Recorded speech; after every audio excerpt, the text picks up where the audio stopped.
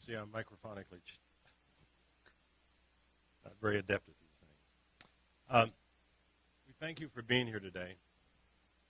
This is the first session of this year, and we've got a challenging year ahead of us. We want to give Orrin Day an acknowledgement of all he's done to keep Ramona T going.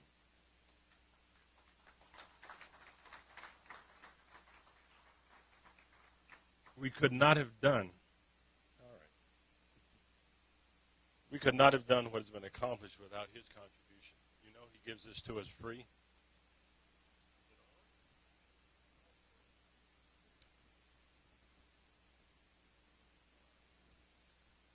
Is that better? Yes. Okay, now I'm on. Support his business and his concessions. I'm going to be coming to the concerts, some of the concerts that he's having here. Are we here yet? No.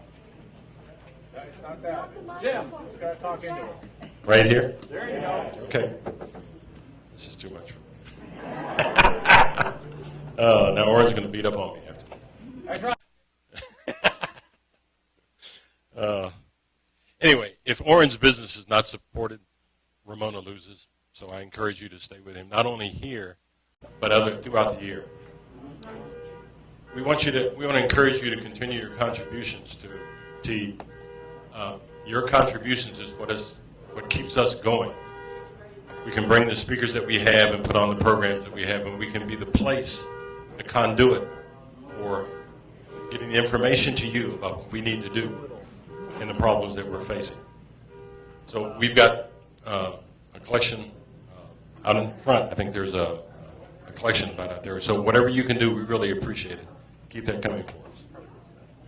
We also need volunteers to make phone calls, to notify all the people of the meetings that are coming up. We need 6 people to volunteer.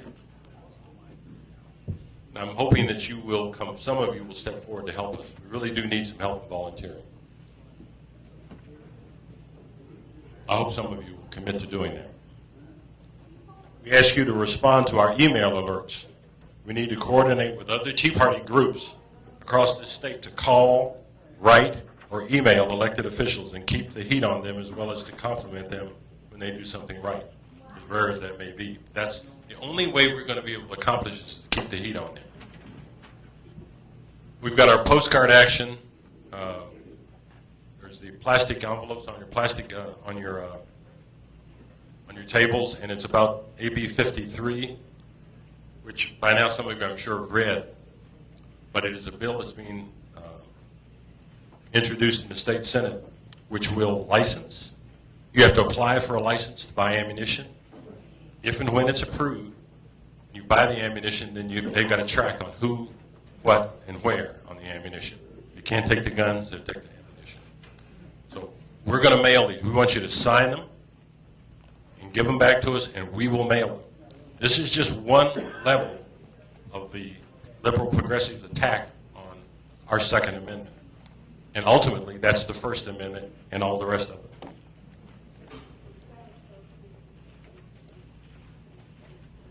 Okay, out front, on one of the tables, there's a petition about a solar project that's being proposed here.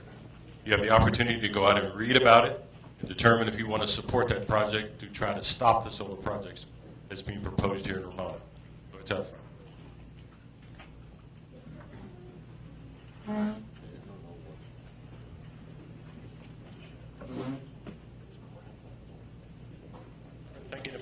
I've been thinking about what's happened in November, and I've been as disappointed as you about the outcome of the election in November and what's been happening since. We have a choice now. We can continue to lick our wounds, rant and rave, or be tempted to think nothing can be done. Be bitter, soak in our despair, or we can get up off our collective asses and do something about it.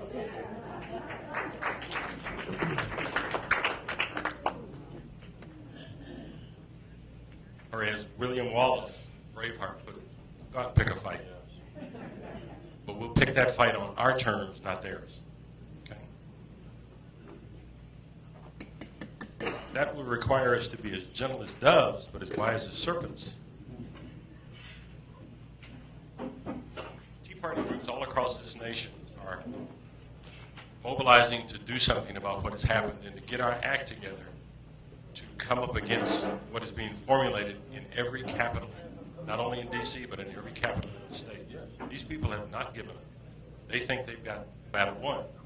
We're here to tell them it's not over. We need to get some of our younger people involved. The next generation is important.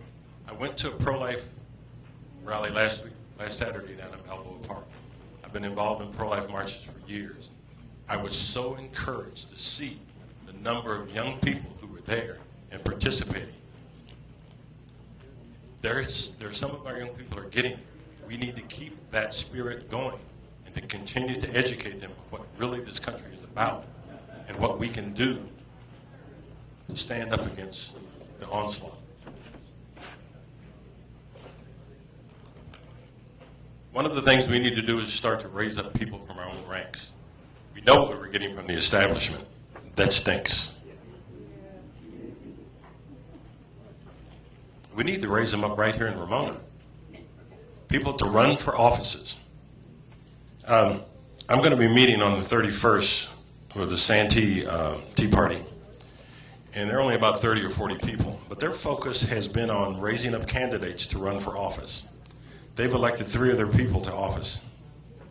It's not big, but it's the start. And we can do the same thing here.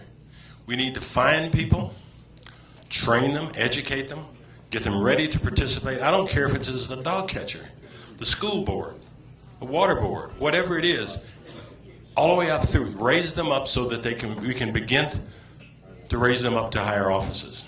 The only way we're going to do it is if we start at this grassroots level. If we concentrate so much on the national, we're going to lose about what's happening around us. Agenda 21 is in full effect. That's happening here locally. Yes, it's all around the country.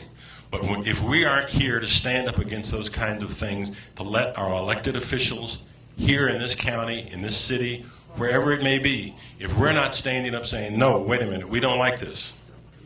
We don't like this, and you're answerable to us. You do work for us.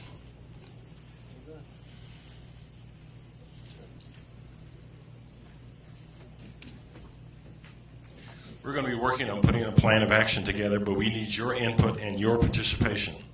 You have some ideas? Put it in writing. Make a commitment to engage in putting those ideas and strategies together with others. Get those ideas to us, and we will be the conduit to setting up a group of you to take them to the action level.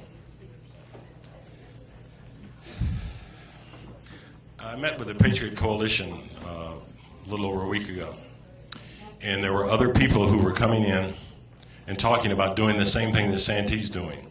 Here's what they found. They had very few people who committed to running for office.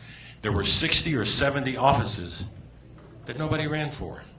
Some of them, if the person signed up to run for it, they would have been elected because there wasn't anybody running. That's where we can start at the grassroots to work these up, to the committees, the Republican committees. All of these things, we have to start transforming these things from the inside, not the outside. Because they're not going to let us in unless we're there and we begin to make those changes.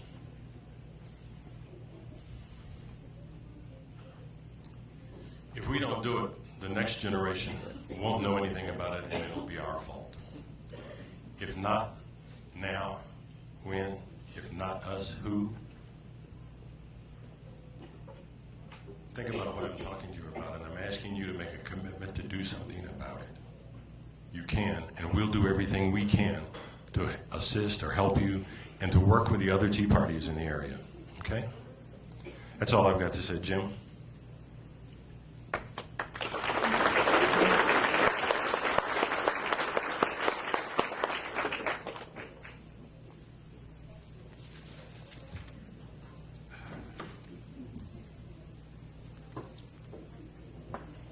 Good afternoon, ladies and gentlemen. My name is Jim Fontana, and before I introduce our speaker for today, I'd just like to emphasize something that Jim said, and that's we need your ideas. We need your inputs. Please, we want to know what's on your mind. We want your feedback. We want your criticism. We want your ideas on the way ahead. Now, ideas about the forum, that's important to us. But what we're really talking about is ideas for us to be able to fight harder, be able to fight smarter. We have a small steering committee. We get together once a month, put our heads together, and try to figure out the way ahead. But we really need to know what you're thinking. Now, the way to do that, the simplest way to do that is simply to walk up to a steering committee member here and tell them your ideas. And you can recognize steering committee members because we're all wearing these really neat red polo shirts. But Fridays or Saturdays, rather, are busy days. Forum days are busy days. If you really want to get your message across, you jump on our website, www.ramonateed.com. Ramonateed, T-E-A-D.com, one word. And you look up in the upper right-hand corner of that webpage, and you'll see something that says Contact Us. And you click on that, and it'll give you a nice window, and you can give your message there. I promise you, if you send the message, we'll read it. And unless we're blessed with an overwhelming number of messages, we'll get back to you with a response. But we want you to all be part of the larger committee. This is an uphill fight. We thought we had it all together after the 2010 revolution in the Congress. We got arrogant, and we lost. We need to get back to our fundamentals. Now, one other thing. I'd like you to take out your calendars. Go ahead. Okay, so you didn't bring your calendars with you? Pretend. Let me know I have your attention. Pretend you got your calendars. I want you to write down Saturday, February the 23rd. That's the date of our next Tea Party Forum. And the subject is Israel and the Middle East. Now, if you haven't noticed, there's been a rise of the Muslim Brotherhood in power in the Middle East, an organization heretofore illegal in those countries. The movement of Al-Qaeda and its affiliates across much of northern Africa. And of course, you've all noticed Iran's rush to get nuclear weapons. The Middle East is without question the most volatile and dangerous area in the world today. An area that is a real and present threat to the existence of Israel and arguably an existential threat to the United States as well. If you want to understand that region, if you want to have a sense of the history, if you want to know the fundamental movements that are taking place in that region that affect what's happening today, be here Saturday, February 23rd.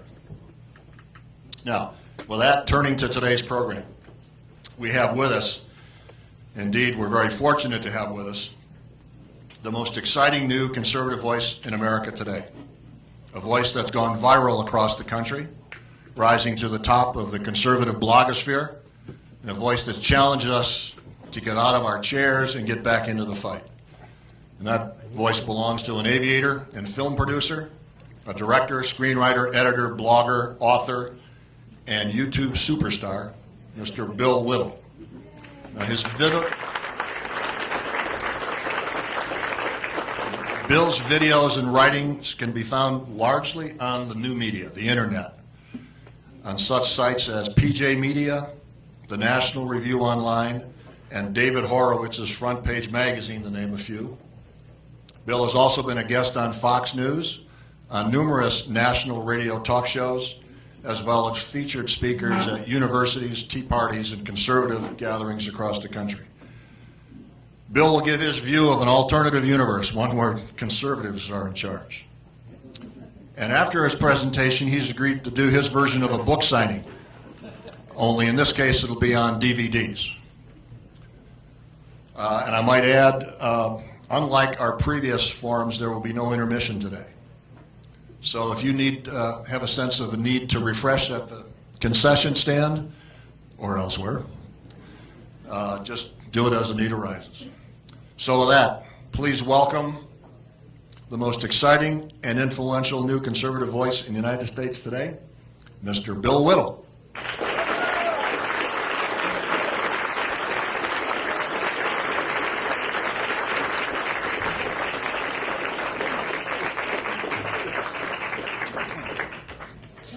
Hi, everybody. One quick announcement before you start, Bill. Yes. If there is less than 6 people in your booth, raise your hand for the people that are standing so that they can come in and sit down for your address.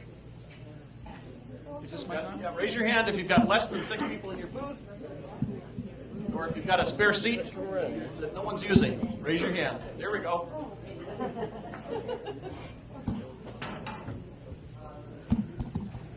That's not going to work. Is this mic on, this one? Yes, it is. Go ahead. Okay, let's do that. Hi, everybody. It's good to be here. I just drove 3 hours in the rain and left behind the People's Republic of Los Angeles, and it's always good to come and visit America. I grew up in America. It's a pleasure. It's a pleasure to come back. So I'm sure everybody out there is feeling the same way I am, optimistic, energized, and absolutely confident that the United States is going to sail on to the bright future that we all know is before us here. Things are really, really bad out there, guys. They're really bad. And I know they're bad, and you know they're bad. Here comes the help. I think so. Yeah, we'll talk about that in a minute. So the first thing I'd like to say today, before we really get into the comments and really get into the groundwork, is I'd like to just remind you guys about one thing. I thought we were going to win this election. We certainly deserve to win this election. As we just heard a few moments ago, in 2010, this Tea Party movement came out of nowhere. And for the first time in 25 years in America, in 2010, we actually ran an ideological election. The Tea Party came out of nowhere in what would normally have been a pretty boring midterm election season. Conservatives through the Tea Party suddenly got energized, and they went out in 2010 for one reason and one reason only, and that was to stop Obamacare. And because we ran an ideological election, because we ran as actual conservatives, in 2010, I think we had the second biggest upset in the history of congressional elections. Never turned, maybe one other time in history, have we turned that many seats. So 2010 was an example of what happens when you run as conservatives. When you run as conservatives, you win. 2012, we're told, no, we don't want to be conservatives. We don't want to lose the middle. We want to appeal to the moderates. In other words, we want to appeal to people who have no ideology. We want to take the best-selling brand in history, Coca-Cola, and we want to make it taste more like Pepsi. So let's have a new Coke that nobody likes. And that's exactly what happened in 2012. You know, we ran an ideological election as conservatives in 2010. It was a huge victory. Last time we ran a presidential election as conservatives was in 1984, and we only won 49 states. We came within 5,000 votes of winning 50 states. That's 50 out of 57, Mr. President Obama. That's actually quite a big number. That's a big win, 50 out of 57 states. And of course, the time before that we ran as conservatives was 4 years earlier. We only ran, 45, 46 states in 1980. So if you want to just put ideology aside and put your political beliefs aside and just be a rational, reasonable person and just look at the data, just look at the data, what does it tell you? In 80, we ran as conservatives. We wiped the table. In 84, after 4 years of seeing what conservatism actually does, we had the biggest electoral win in the history of this country, 49 states. Then what happened? Well, George H.W. Bush George H.W. Bush, George Bush Sr. was not as conservative as Reagan. His win wasn't as big. When he went for re-election, he didn't win. George Bush, we had 8 years of Bill Clinton. George W. Bush, a man who I admire in many respects, was not a solid conservative in many ways. He eked by 500 votes in 2000, eked by a couple, maybe 20, 30,000 votes in Ohio in 2004. And I can go on and on and on, but the point I'm trying to make here is when you run as conservatives in this country and the conservatives have a reason to actually come out and vote, we win enormously. And when we try to move to the middle, we lose. Now, in 2008, we had John McCain, who I thought was an excellent man and a war hero and a man who I admire very, very much for his behavior in the Hanoi Hilton and so on, a great American patriot, but he's not a staunch conservative. The RNC and the people who control our destiny on our end said, no, we need a moderate. That's the only chance we have to beat this Barack Obama. So we ran with a moderate and we lost. 2012, we're told the exact same thing. We can't run a real conservative because if we do, we'll lose. So we ran a moderate and we lost. We lost against a president who has the worst record, maybe the worst president in history, got reelected because we couldn't find our voice. We didn't have a single person who could stand up in front of the American people and coherently argue what it is that we actually believe, because when somebody actually does that, we win every time. So our problem as conservatives is pretty simple. Our problem is that we have an excellent message, an excellent message. We've got the best message in the world. We have Coca-Cola for a message. And we have messengers that not only can't explain the message, messengers that not only cannot sell the message, but we have messengers who don't even believe the message. They don't. I did a speech down in Palm Beach at a David Horowitz weekend about a week after the election. And I basically said that the problem is that not only did Mitt Romney not believe the conservative message, Mitt Romney didn't even believe his own life story. I admire Mitt Romney very much. I think he was the most prepared candidate in the history of the country. I don't think there was ever a smarter, more experienced man than Mitt Romney, and certainly you have to go back to George Washington to find a man of that kind of moral character as Mitt Romney. But he lost to the most inexperienced, immoral man in the history of the Republic because Mitt Romney not only didn't believe the conservative message, Mitt Romney didn't even believe his own life story. And you know this is true because Mitt Romney ran away from the fact that he was rich. He was ashamed of it. He was embarrassed of it. And the reason he's embarrassed about it, I'll get this down. You don't need to look at my water bottle. The reason he lost was because, the reason he didn't believe in his own life story is because, look, right now as conservatives, we are facing a news media that's no longer a news media. It's not a free press anymore. It's the audiovisual department of the Democratic Party. We're facing a pop culture where every movie star, every musician, every single late-night comedian, everybody tells us we're all a bunch of racists and a bunch of bigots and a bunch of, old-school Neanderthals and our time is over and so on and so on and so on. So this actually sinks into everybody. It gets to the point where we actually, as conservatives, especially the people in Washington, especially national-level politicians, we're victims of Stockholm Syndrome. You know what Stockholm Syndrome is? You ever heard the term? For those of you who may not have heard it, it's a psychological reaction. There were some hostages taken in Stockholm many years ago.